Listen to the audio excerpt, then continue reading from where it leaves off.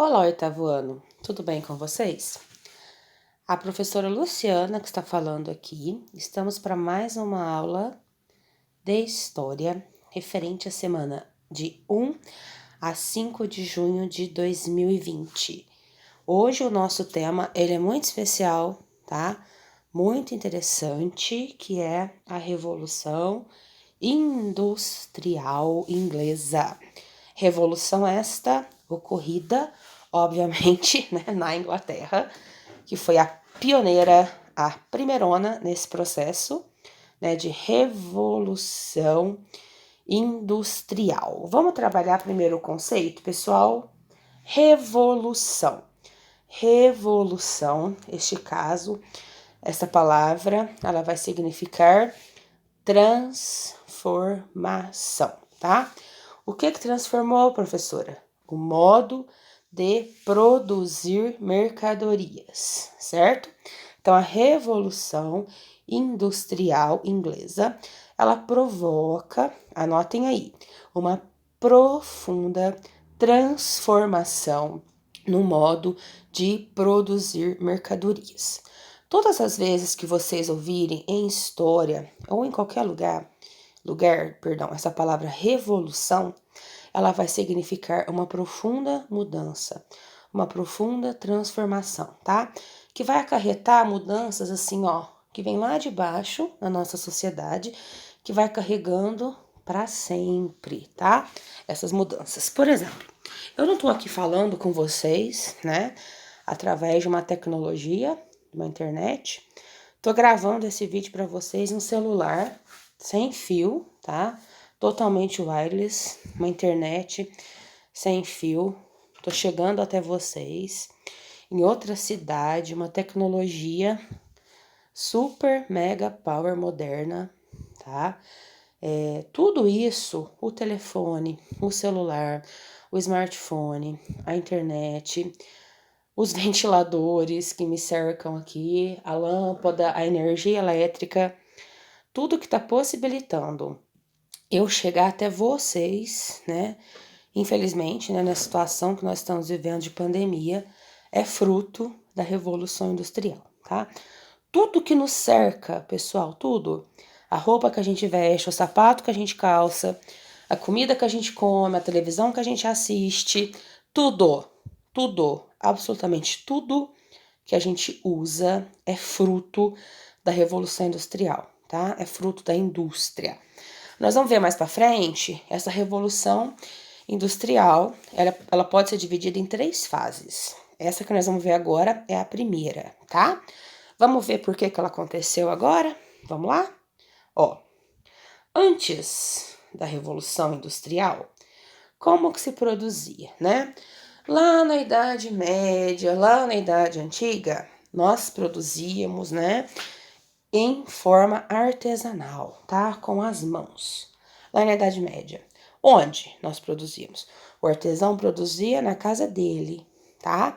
Ele produzia sozinho. Ele ia fazer um sapato.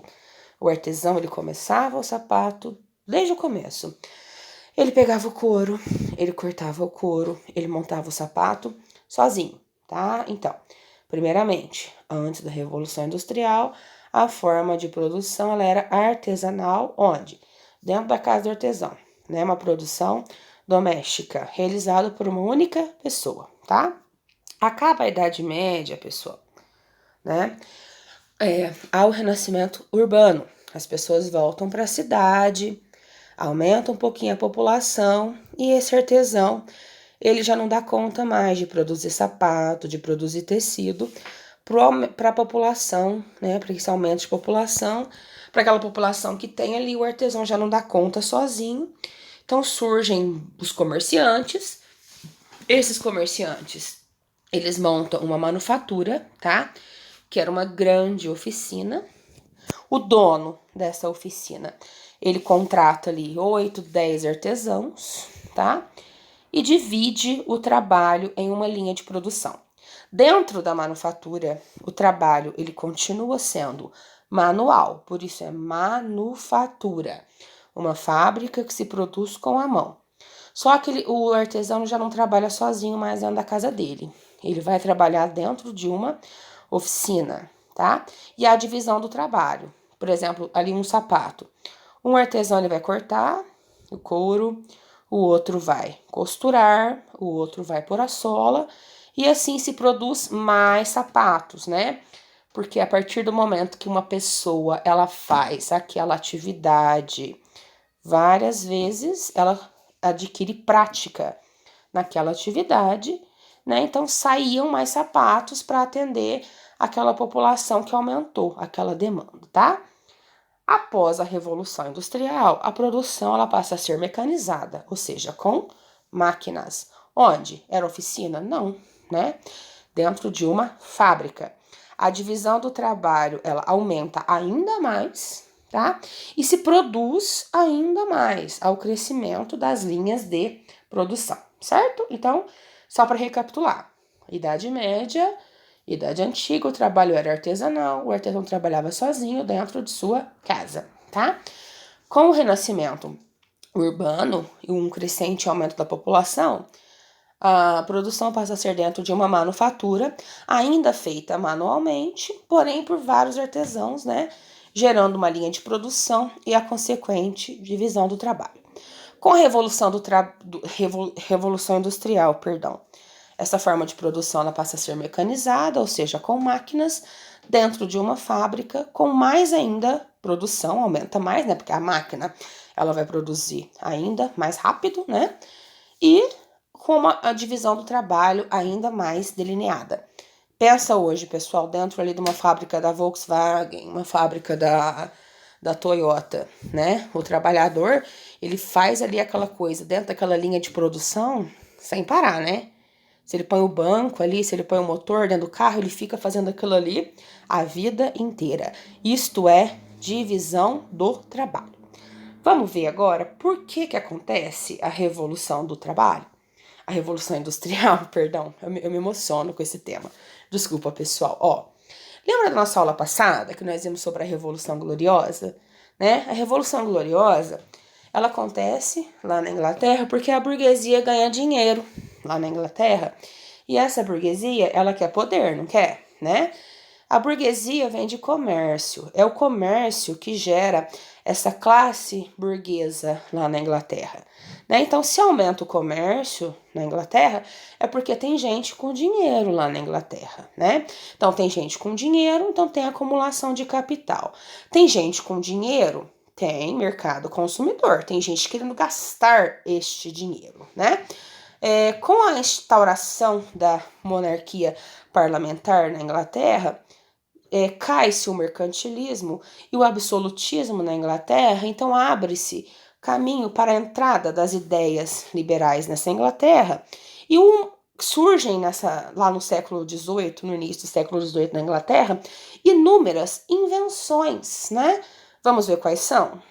Ó, como por exemplo, ó, a máquina de fiar tecidos, né? A Spinning Jenny, né? O Jamie Hargreaves criou ela.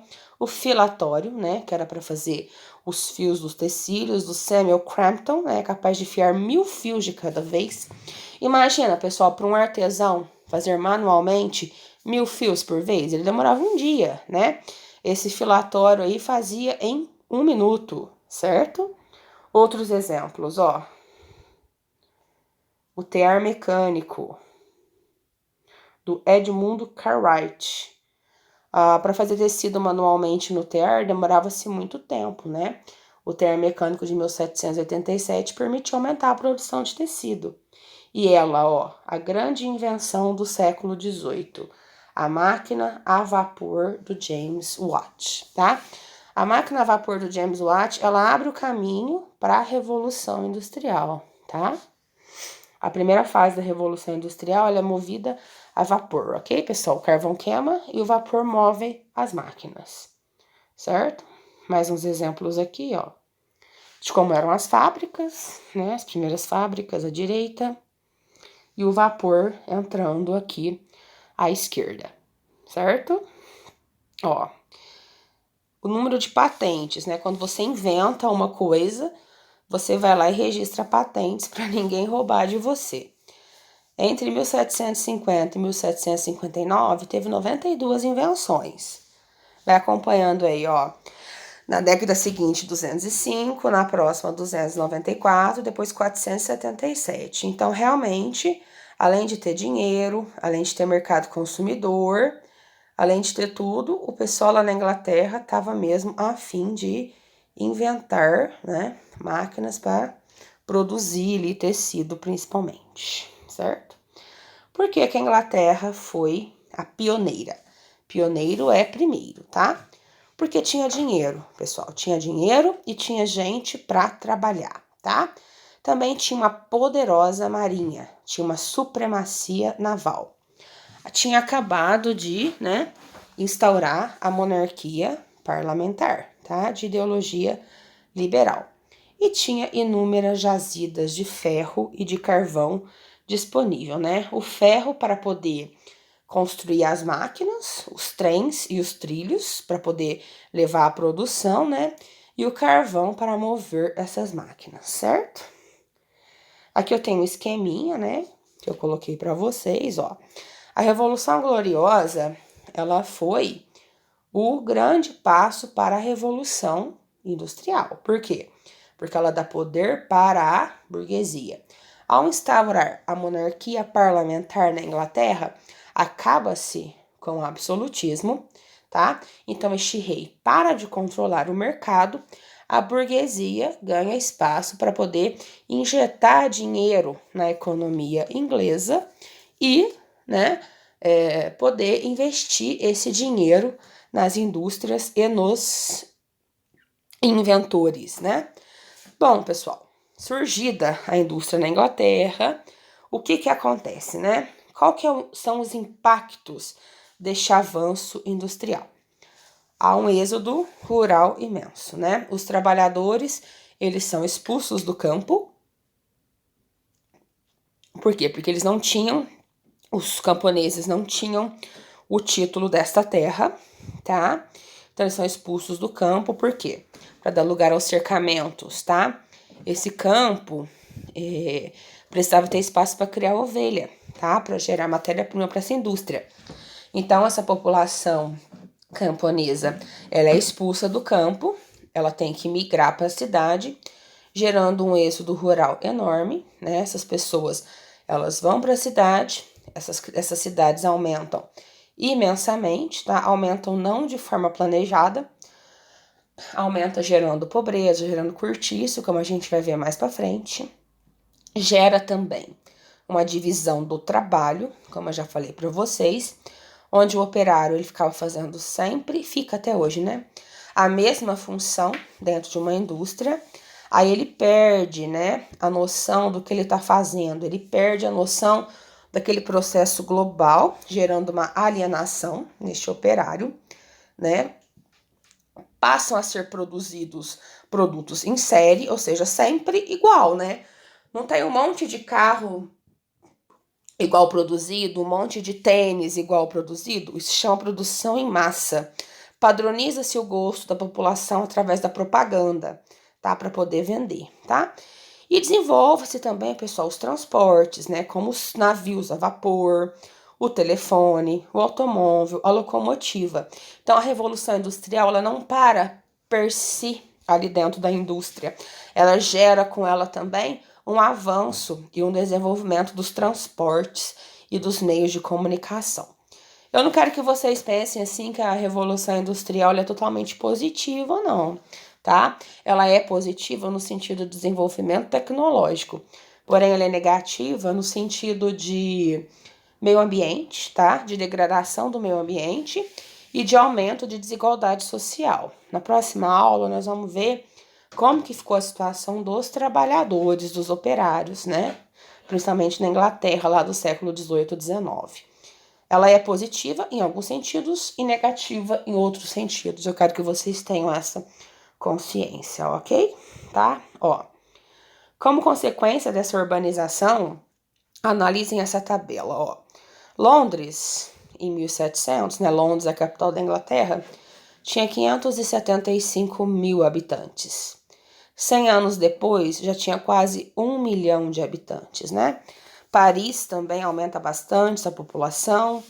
Nápoles, na Itália, aumenta de 300 para 430 mil. Amsterdã, na Holanda, aumenta em 100 mil pessoas sua população.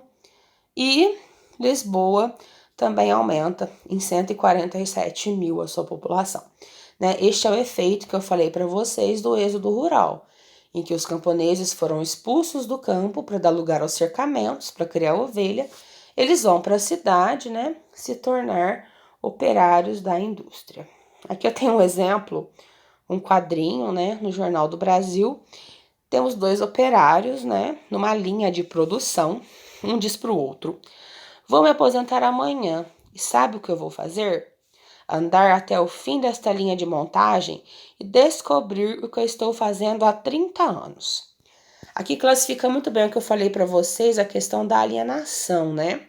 Daquele operário que faz todos os dias a mesma coisa dentro de uma linha de montagem e praticamente não sabe, né? Não tem consciência do processo todo. É a divisão do trabalho, onde ele exerce uma mesma tarefa todos os dias, né? Sem ter consciência do processo global ali de produção, né?